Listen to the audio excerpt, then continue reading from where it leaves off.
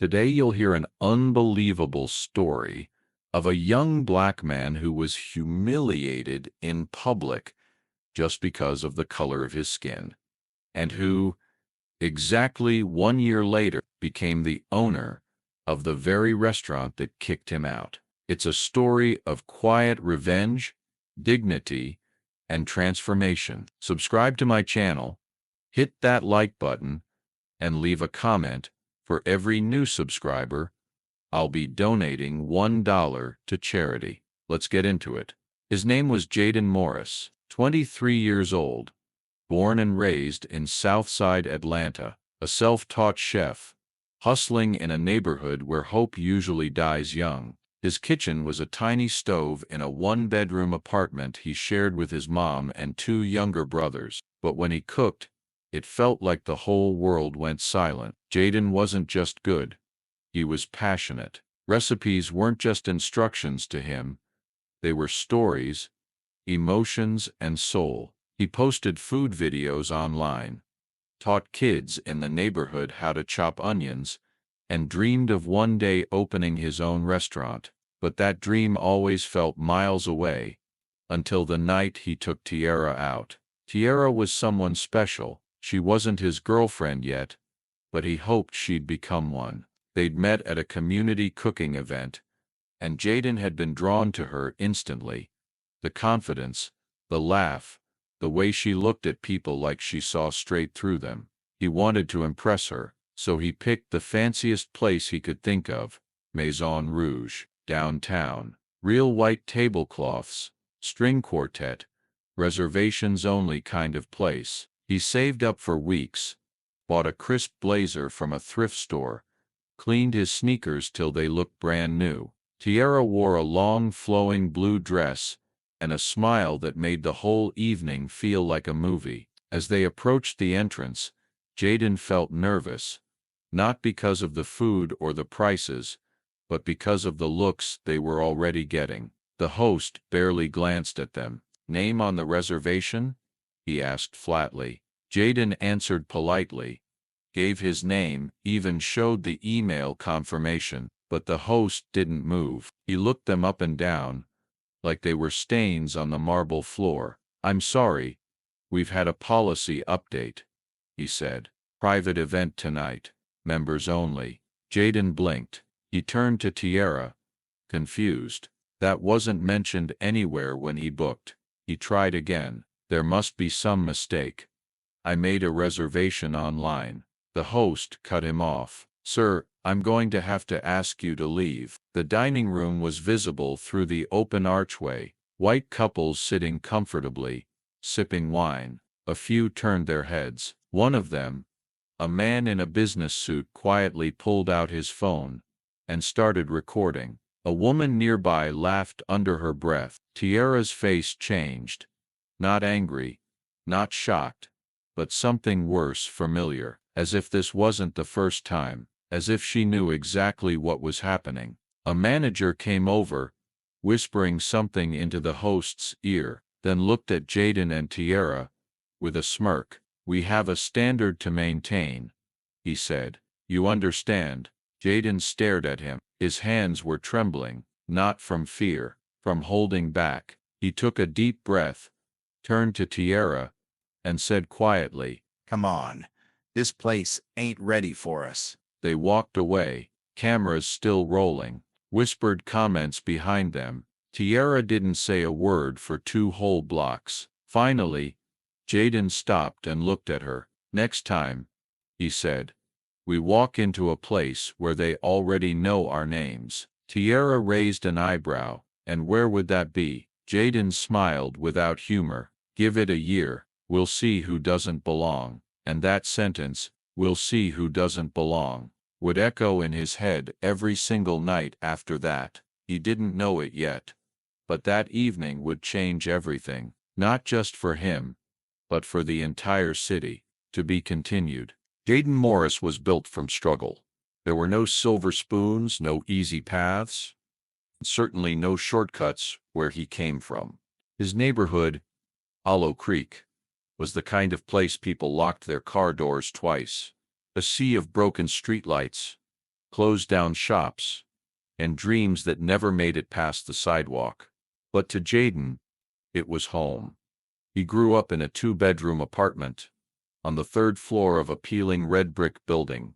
His mom, Vanessa, worked two jobs, cleaning offices during the day, waitressing at night. She never complained, but Jaden saw the cracks in her hands, the way she massaged her knees in silence when she thought no one was watching. His father, just a name on a birth certificate. No calls, no birthdays, nothing. Jaden became the man of the house before he hit 12. He'd walk his younger brothers to school, cook them lunch, and then disappear into his favorite place, the kitchen. It started simple: grilled cheese, scrambled eggs, ramen with whatever leftovers he could find. But there was something about cooking that felt sacred. The way ingredients transformed, the look on his brothers' faces when the food hit the table. He was never the best at school, never good at sports, but in the kitchen, he was king. By the time he was 16, neighbors started noticing. "Hey Jay, you got any of that spicy chicken today?" People would pass by the building just to catch the smell coming from their window. He began cooking outside, on an old metal grill his uncle left behind. Sundays became block party meals: fried catfish, jambalaya, sweet cornbread. For a few hours, it didn't matter how poor the neighborhood was. People smiled. People laughed, because of him. But outside Hollow Creek, doors didn't open so easily. He applied to culinary schools. Rejected. Not enough experience. No recommendations. Then he tried working at restaurants. Dozens. He'd walk in dressed neat, resume printed, a hopeful smile, and then he'd hear it. "We're not hiring right now. We'll call you if anything opens up. We're looking for someone with more formal training." He knew what they meant. Sometimes it was his name, sometimes it was his zip code, sometimes it was just the way they looked at him, like talent couldn't possibly come from someone like him. But Jaden didn't quit. He kept a notebook where he wrote down every recipe he ever made. He drew sketches of his dream restaurant. He even had a name for it: the welcome table. A place where no one would be turned away, where the food was good, and the respect was better. He imagined the walls painted with local art, menus printed in 3 languages, and a sign at the door that said, "Come as you are." It sounded crazy sometimes, but every time someone told him no, that dream grew sharper. And after what happened at Maison Rouge with Tiara, it stopped being a dream. It became a mission. Jaden realized something that night. He didn't want to be accepted by places that looked down on him. He wanted to build a place that lifted others up. He wanted to be more than a chef. He wanted to create something that couldn't be denied, ignored, or erased. A restaurant wasn't just a business to him anymore. It was redemption. 3 weeks after the humiliating night at Maison Rouge, Jaden was back in his kitchen, flipping chicken thighs over an open flame, when his phone buzzed non-stop. At first, he ignored it. Probably spam. But when his cousin burst through the front door yelling his name, Jaden knew something was up. "Yo, Jay, you seen this? You trending. Bro, trending." Jaden wiped his hands and grabbed his phone. That's when he saw it. An article titled, "Turned Away the Face of Everyday Discrimination at Maison Rouge" was going viral. It was written by a local blogger and non-fiction writer named Calvin Reese, someone Jaden had never met, but apparently had been sitting a few tables away that night. Calvin had seen the whole thing. He described the interaction in vivid detail: the sneers, the words, the pain in Tiara's eyes, and the restraint Jaden showed when he could have exploded. But what struck people most was the quote Calvin ended with. He looked at the manager and said, "We'll see who doesn't belong." The story exploded across social media. Within 48 hours, it was shared over 300,000 times. Celebrities, activists, even food critics started reposting it. In the comments, one phrase kept coming up: Why isn't someone investing in people like Jaden? Jaden was stunned. His inbox was a war zone. Reporters, radio stations, podcast hosts, all wanting an interview. He kept turning them down. This wasn't supposed to be about attention, but one message stood out, a simple DM that said, "My name is Malcolm Roth. I used to invest in restaurants. I think we should talk." Jaden Googled him. Malcolm Roth wasn't just anyone.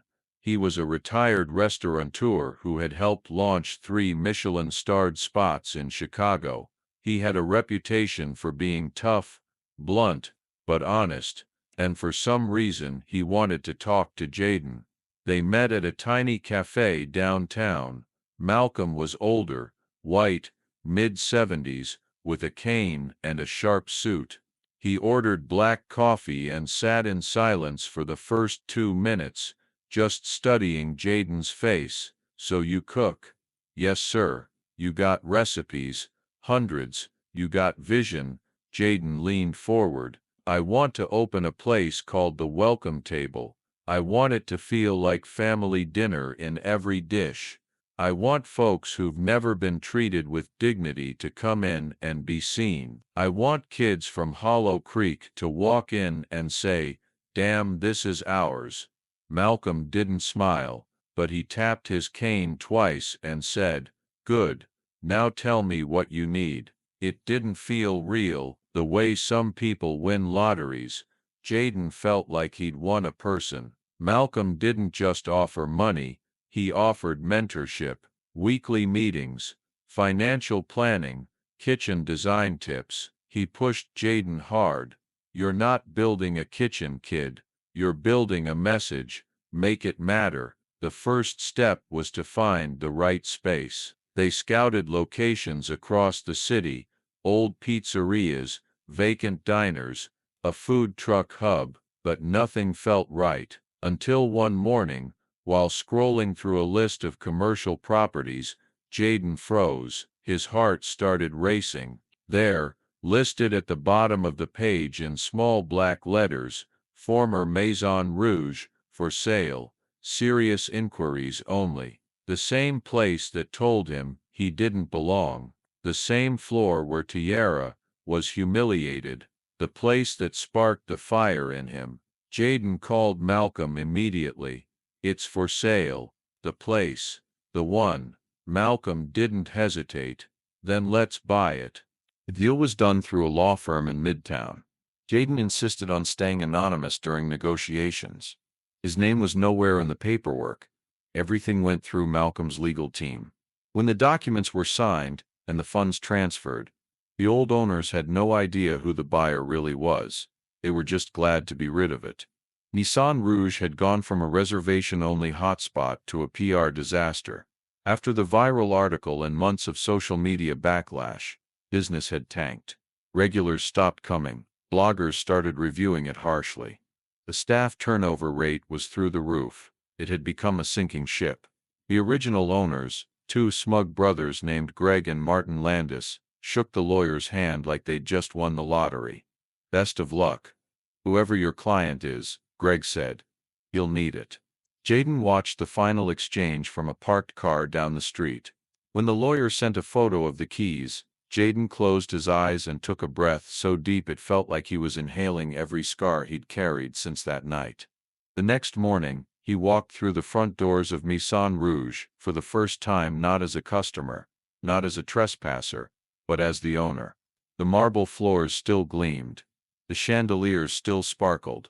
But everything felt smaller now. Less intimidating, because now it was his.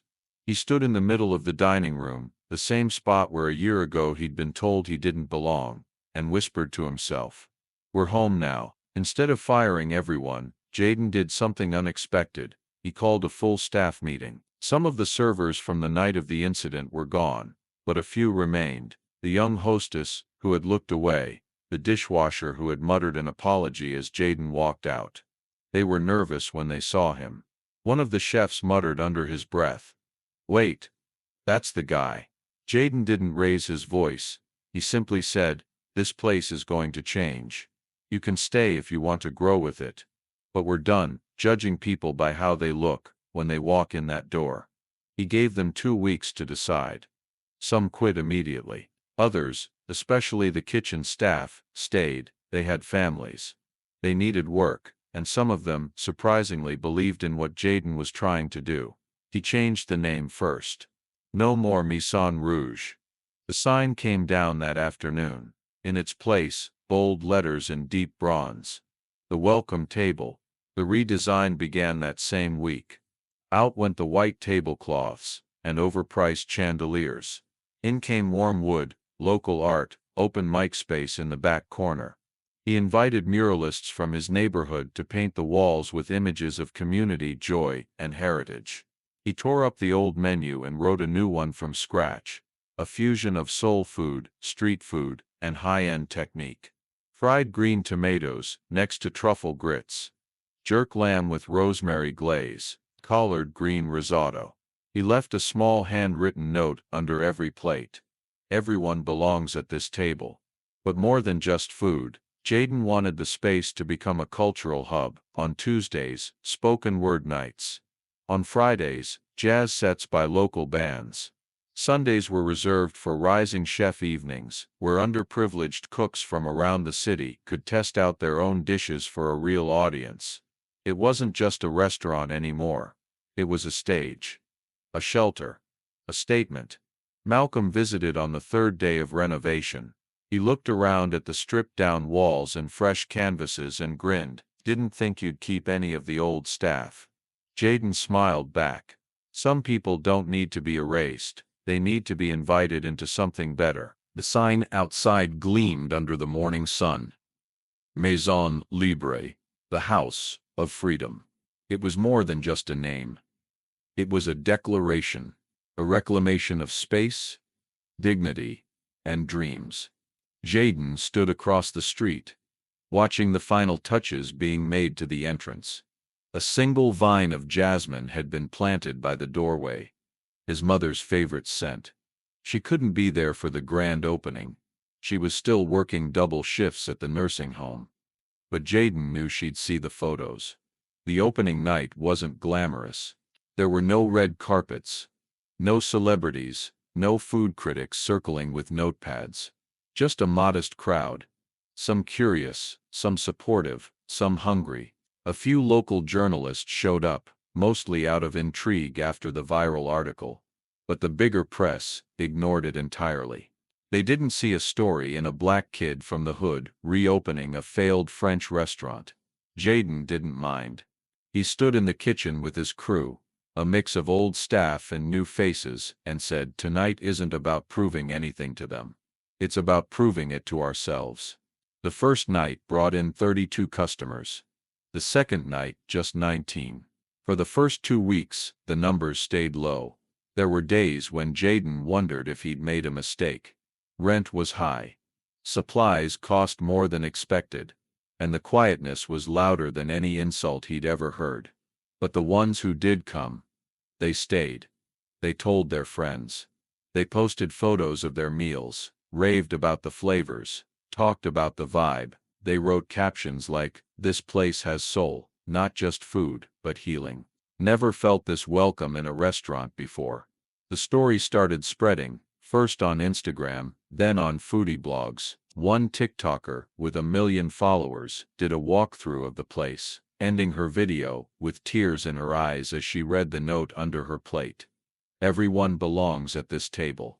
Within days, the reservations started climbing. A local newspaper ran a headline, "From Rejection to Respect, the Rise of Maison Libre." Jaden's inbox filled with invites to podcasts, interviews, speaking events, but he stayed focused. Every night, he was in the kitchen. Sleeves rolled up, sweat on his brow, doing what he loved most, cooking. And then came the backlash. It started subtle. A snide blog post by a former regular of Maison Rouge, claiming the food had become too political. Comment thread accusing the new owners of ruining tradition. Then came Greg and Martin Landis, the former owners, launching a full-on media offensive. They claimed Jaden was pushing an agenda. They said Maison Libre had become a platform for division, not unity.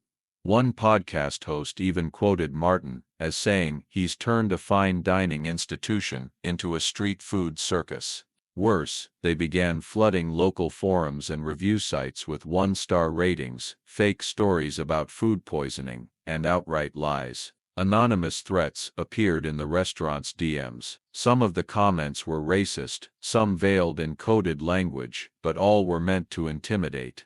Jaden's staff started getting nervous. Should we respond? One of the servers asked. Jaden shook his head. No, we just keep doing the work. Let the food speak. Let the people speak. But inside, he felt the old rage start to boil. The same fire that had burned in him that night when he was told he didn't belong. Only now, he had a kitchen, a platform, a whole house of freedom behind him. Maison Libre wasn't just surviving, it was becoming something bigger. And Jaden knew. The fight was just beginning. Jaden had seen pressure before. But this was different. It came all at once, not as a single wave, but as a storm from all sides. First came the inspectors. Two men in stiff collars and clipboards appeared unannounced, strolling through Maison Libre like bloodhounds. They checked under counters, scraped behind fridges, examined receipts from the suppliers. After 3 hours, they handed him a list of violations. Half of them made no sense.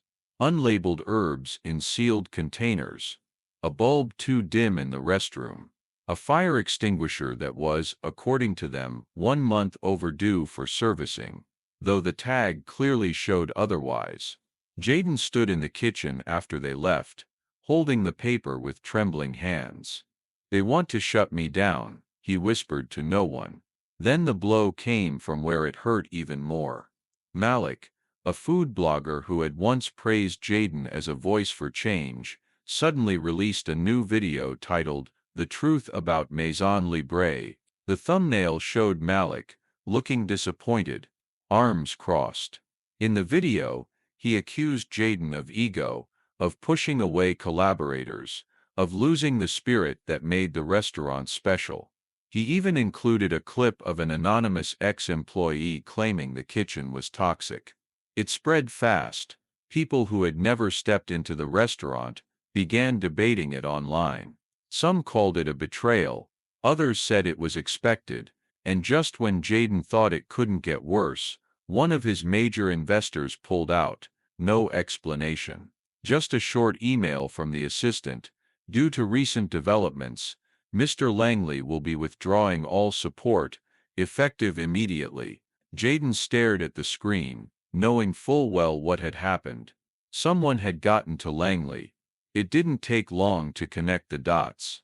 A friend from city planning sent him a message one night, "Watch your back, the push is political." That's when her name surfaced, Evelyn Landis, niece of the former co-owner Martin.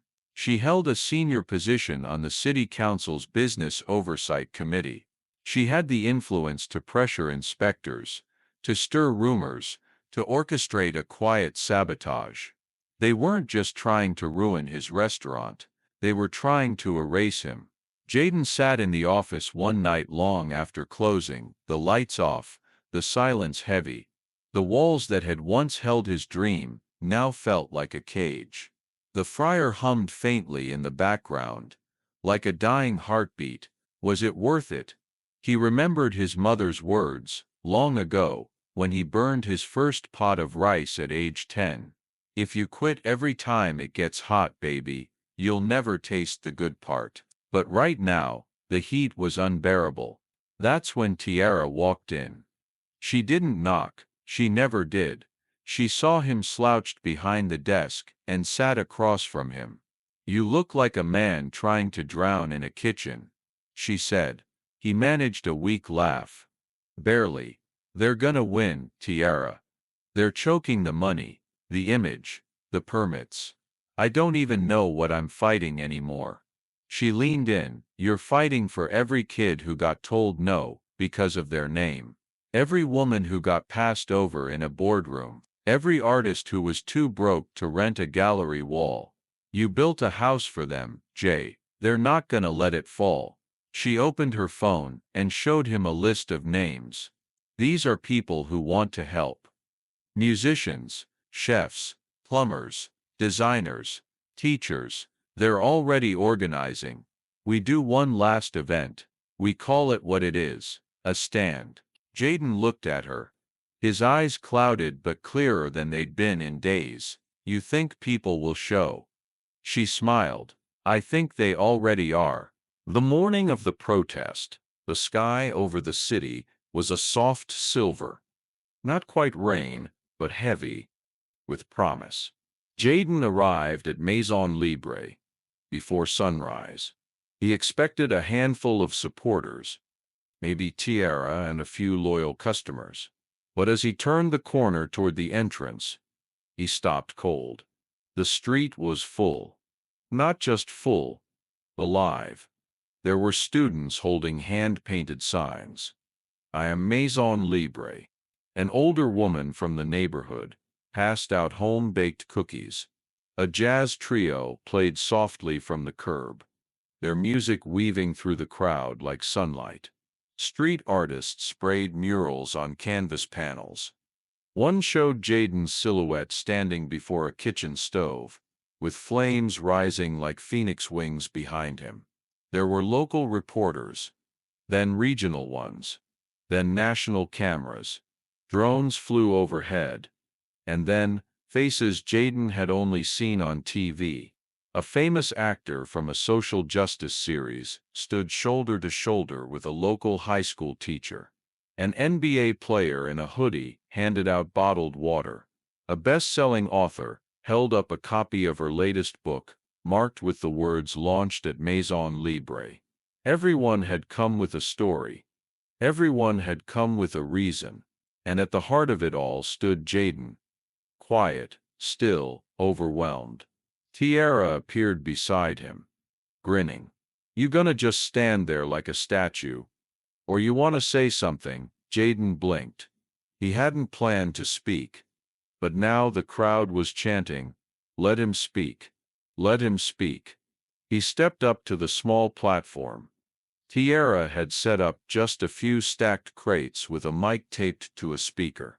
It felt like the most powerful stage in the world. He cleared his throat. The crowd fell into silence. They told me I wasn't good enough, he said. Not trained enough. Not clean enough. Not from the right schools. Not the right name. Not the right face. He paused, eyes scanning the hundreds, maybe thousands, gathered. But I wasn't trying to be what they wanted. I was just trying to be what I already was. A man who loves food. A man who loves people. A man who believes that every table deserves to be a place of welcome. More cheers, applause. A few people wiped away tears. He went on. They tried to shut these doors before they ever opened, but they forgot something. He pointed to the crowd. I'm not the one holding them open. You are. Cameras captured everything. Live streams exploded with comments. Even people who didn't know the story shared the video, saying this is what hope looks like. Later that afternoon, the mayor's office issued a public statement calling Maison Libre an example of resilience and civic strength. The pending sanctions were dropped. The health inspection violations were officially dismissed, and Evelyn Landis, the politician behind the harassment, was quietly removed from her post. Over the next week, the restaurant's reservations doubled, then tripled, then became waitlisted for months in advance. It wasn't just a place to eat anymore. It was a movement. Jaden kept his promise. Every Sunday, a new guest chef took over the kitchen. Every wall featured local art. Every week, an open mic allowed poetry and song to fill the space. One evening, as the sun dipped low behind the skyline, someone snapped a photo of Jaden standing in the doorway. He wasn't dressed like a businessman, just jeans and a worn apron. His arms were folded, and he looked calm, grounded. The caption beneath the photo went viral. "Once they wouldn't let me in, but I didn't break. I just opened my own doors, and this time they stayed open."